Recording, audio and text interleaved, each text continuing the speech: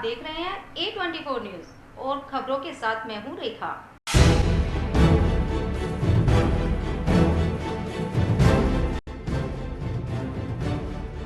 Corona से बचने के लिए वैक्सीन लगवाने पहुंचे लोगों ने उड़ाई गाइडलाइन की खुलकर धज्जियां, पुलिस भी रही नदारद।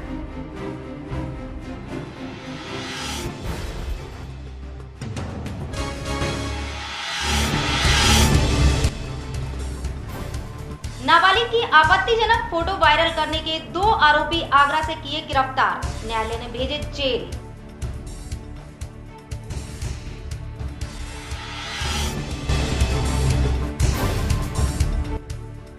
जिला कलेक्टर ने आपदा प्रबंधन समिति की बैठक में संभावित अतिवृष्टि को लेकर अधिकारियों को दिए आवश्यक दिशा निर्देश।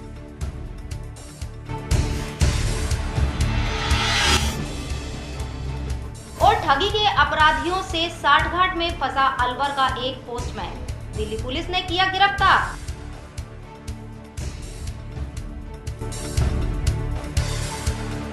आइए आपको लिए चलते हैं स्कीम नंबर 8 की ओर, जहां शुक्रवार को श्री आदिनाथ जैन बीएड कॉलेज परिसर में वैक्सीनेशन कैंप आयोजित हो रहा था। यहां 45 वर्ष से अधिक आयु वर्ग के लोगों को वैक्सीन लगाई जा रही थी। यहां आप स्वयं देख सकते हैं, शिविर स्थल के बाहर एक तरफ महिलाओं की और दूसरी तरफ पुरुषों की लंबी कतारें लगी नजर आ रही हैं। हैरत की बात तो यह है कि वैक्सीन लगवाने आए ये लोग भूल गए हैं कि सोशल डिस्टेंस जरूरी है। यहाँ महिलाओं की लाइन के बीच जरा सा भी डिस्टेंस दिखाई नहीं दे रहा है। 2 गज की बात तो दूर, 2 फुट की दूरी भी नहीं है। इस पर यहां पहुंची A24 न्यूज चैनल की टीम ने लाइन में सट कर खड़ी कई महिलाओं से पूछा तो इनका कहना था कि वे सुबह 8:30 बजे की खड़ी हुई है, कोई व्यवस्था नहीं है, यहां तक कि छाया पानी का भी इंतजाम नहीं है। इसी तरह पुरुषों की लाइन में भी कोई सोशल डिस्टेंस नहीं है। लोगों का कहना था कि पुलिस की ओर से कोई व्यवस्था नहीं कराई जा रही। वहीं पुलिस के नाम पर यहां एकमात्र जवान लाचार हाल में खड़ा यह सब देखता रहा। सोशल डिस्टेंस क्यों नहीं? देख लीजिए, आप ही देखिए यहाँ पे क्या हो रहा है। ये पुलिस वालों वैक्सीन के लिए लाइन लगी हुई है। हाँ, वैक्सीन की लग रही है, सेकंड डोज के लिए 45 साल से 60 साल। बीमारी से बचने के लिए बीमारी को बुलाया बीमारी क्यों को जा रहा लेने है? आए हैं साहब। वैक्सीन लगवाने आए हैं या सोशल डिस्टेंस? बिल्कुल सही कह रहे हो साहब, देख लो हालत क्या हो रहा है यहाँ पे। पुलिस वगैरह कोई नहीं है? कोई नहीं, देख लो सब अंदर बैठा है आराम से। पुलिस होते हुए पुलिस वाले व्यवस्था नहीं कर रहे हैं सही ढंग से।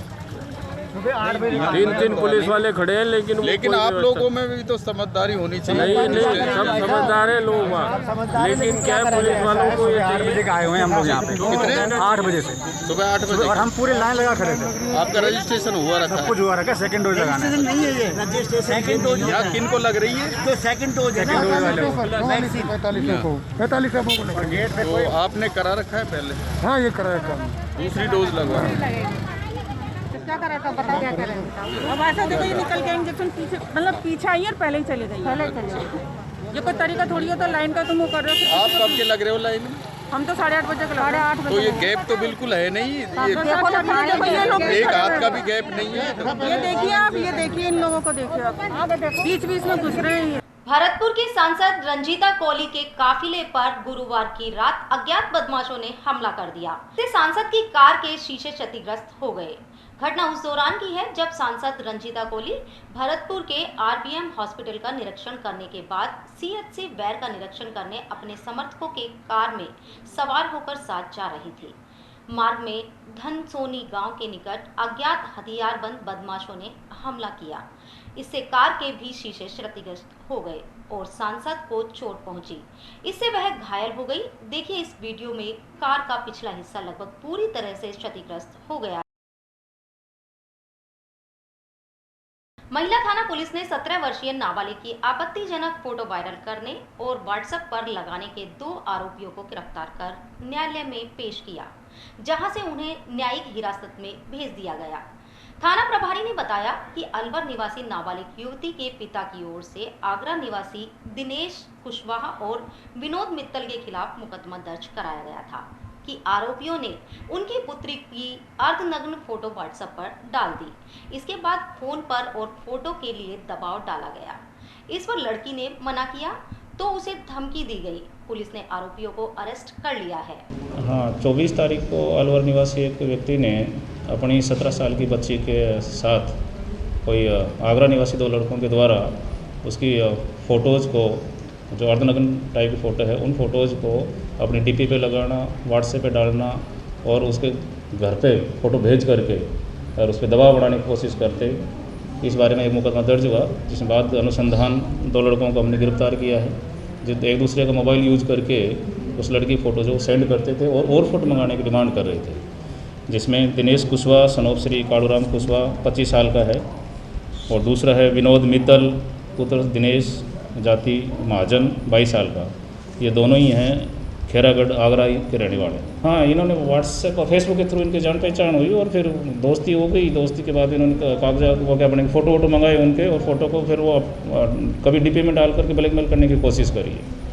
लड़के ने मना किया, माने नहीं कि और फ़ोटो इस तक भेजो, तो इस पर फिर मुकदमा दर्ज करके दोनों को गिरफ्तार कर लिया। गिरफ्तार करके न्यायालय श्रीमान पॉक्सो कोर्ट में पेश किया कल, और कल उनको जेसीबी करवा दिया।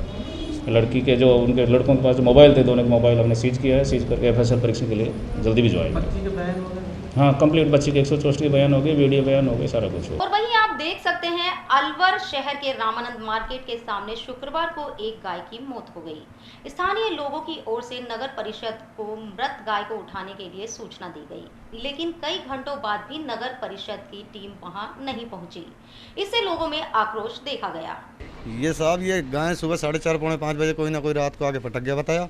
नगर परिषद पार्षद सबों को फ़ोन कर दिया है, यहाँ पर कोई आने को राजी नहीं है। पार्षद 3 बार आया था, पार्षद को 3 बार बोला, पार्षद देख कर नाड़े ला के चला जाता है। कोई आने का नाम नहीं है किसी का भी, अभी तक कोई भी नहीं उठाया। कोई आके राजी नहीं है, कोई देख के राजी नहीं है, कोई आता ही नहीं है। बीमारी साहब, बिल्कुल बीमारी फैल सकती है साहब इससे। कोरोना काल चल रहा है साहब, और कंट्रोल रूम के बगल में काम हो रहे हैं साहब। प्रशासन के खिलाफ ही कहना चाहेंगे साहब, बिल्कुल ही कठोर, बिल्कुल कुछ भी होने। प्रशासन कुछ नहीं देखभाल कर रहा है इस टाइम, नगर परिषद तो कुछ भी देखभाल कर ही नहीं रहा है इस बारे में। हाँ जी, आपसरी में लड़ रहे हैं और आपसरी में नहीं मट रहे हैं। यहाँ पे जो भी कुछ हो रहा है कुछ लेना देना नहीं है। ऐसे यहाँ कचरा पड़ा रहता है 12 घंटे 24 घंटे, कोई उठाने को राजी नहीं है कचरा। शहर की पुरुषार्थी धर्मशाला में शुक्रवार को व्यापारियों को वैक्सीन लगाने के लिए शिविर आयोजित किया गया। इसमें 18 वर्ष से 44 वर्ष के आयु वर्ग के लोगों को वैक्सीन लगाई जानी थी। शिविर में व्यापारियों के अलावा अनेक सामान्य लोग भी वैक्सीन लगवाने पहुंचे। इन लोगों का कहना था कि इन्हें भी वैक्सीन की जरूरत है। वहीं इस दौरान अलवर जिला व्यापार महासंघ के अध्यक्ष रमेश जुनेजा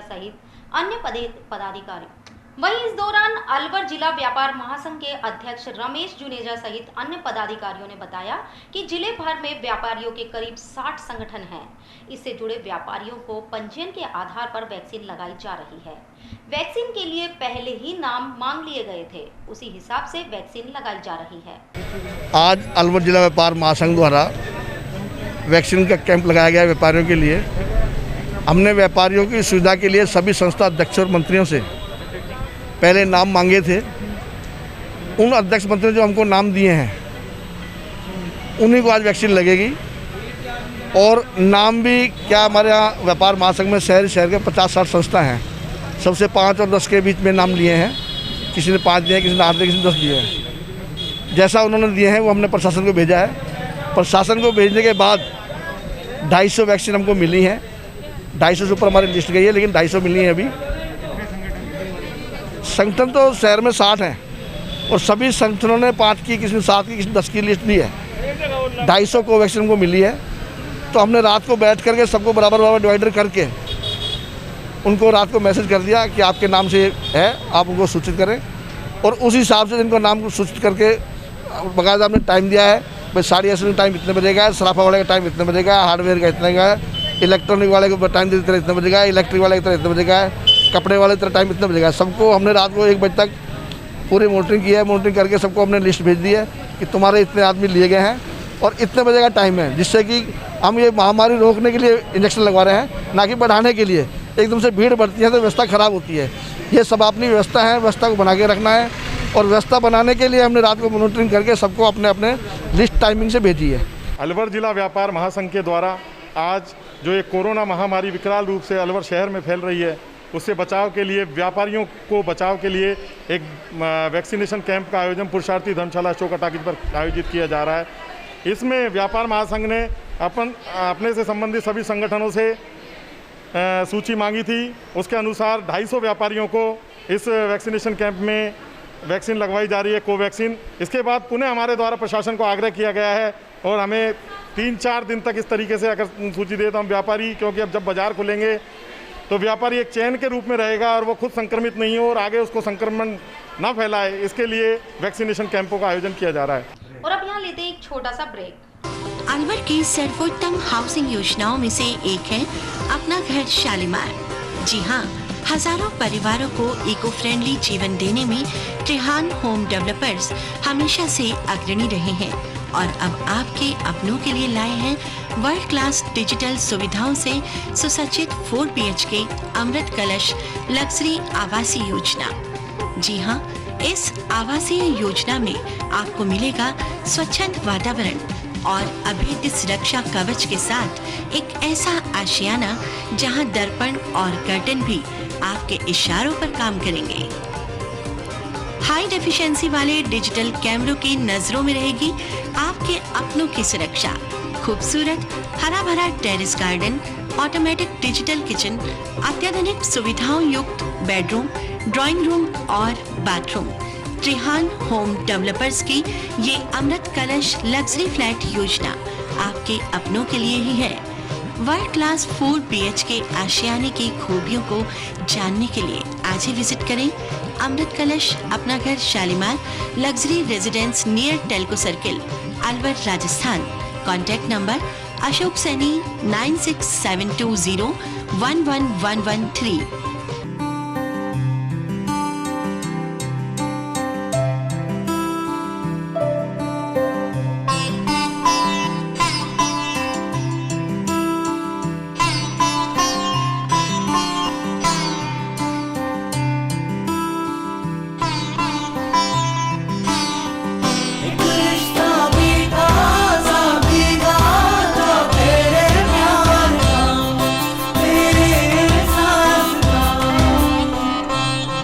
बाबा ठाकुर दास, एक रिश्ता मिठास का।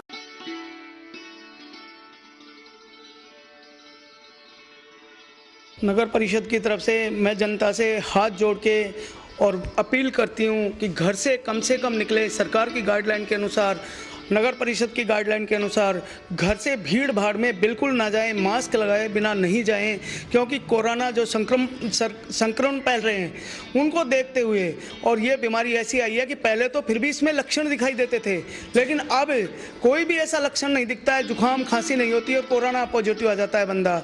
तो इनमें अधिक लोग ज़्यादातर ऐसे बीमार पड़ के और हमें पता तक नहीं लगता है, सारे पॉजिटिव हो जाते हैं परिवार वाले। इसलिए भीड़ भाड़ में जाने से बिल्कुल बचें। बिल्कुल भीड़ में जाने की तो जहाँ अपन को बहुत आवश्यकता है तो ही कदम रखें और घर में अपने ज़्यादा से ज़्यादा परिवार के साथ टाइम बिताएं। परिवार की खुशी है कि आप लोग सही रहेंगे तो परिवार सही रहेगा। महामारी का समय चल रहा है, इसमें आप सभी से एक अपील करना चाहती हूँ कि इस वक्त में, जैसे कि हमारे माननीय मुख्यमंत्री जी भी कह रहे हैं, सभी लोग कह रहे हैं कि हमें आपस में एक दूसरे से दूरी बना के रखें, कोरोना के सभी प्रोटोकॉल्स और बिहेवियर्स को पूरी तरीके से पालन करते हुए और मास्क लगा के रखें। इसी के साथ ही अनावश्यक बाहर जाने से बचें। अभी हम देख रहे हैं कि चारों तरफ कितना कोरोना का महाप्रकोप चल रहा है और हम में से सभी ने किसी न किसी तरीके से अपने स्वजनों को खोया है।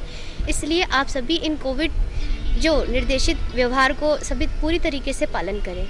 इसी के साथ मैं एक और आपसे अपील करना चाहूँगी कि कुछ समय से एक तरह के मैसेज सब जगह पे वायरल हो रहे हैं कि बच्चों के खरीद फरोख्त को लेकर और किसी बच्चे को गोद में लेने को लेकर। तो बाल संरक्षण आयोग के सदस्य होने के नाते भी मैं आप सभी से ये अपील करना चाहती हूँ कि इस तरह के किसी भी भ्रामक मैसेज की जानकारी आने पर तुरंत सूचित करें, और यदि कोई भी बच्चा आपको अनाथ या लावारिस अवस्था में पाया जाता है तो तुरंत ही अपने यहाँ की बाल कल्याण समिति, चाइल्ड हेल्पलाइन 1098, बाल अधिकारिता विभाग या पुलिस को सूचित करें।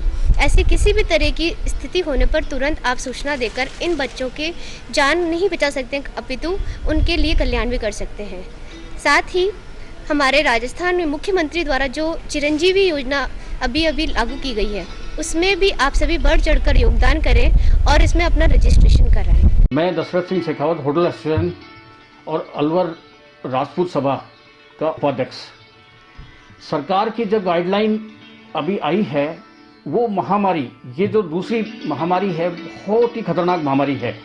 इससे हम सभी को अपील करते हैं, मैं सभी से अपील करता हूं कि सभी इस महामारी को देखते हुए अपने बेवजह घर से बाहर नहीं निकलें। पुलिस हमारा बहुत ख्याल रख रही है, हम नाजायज़ बाहर नहीं निकलें जिससे हमें बाहर जाकर के किसी को रोकना पड़े, पुलिस को रोकना पड़े।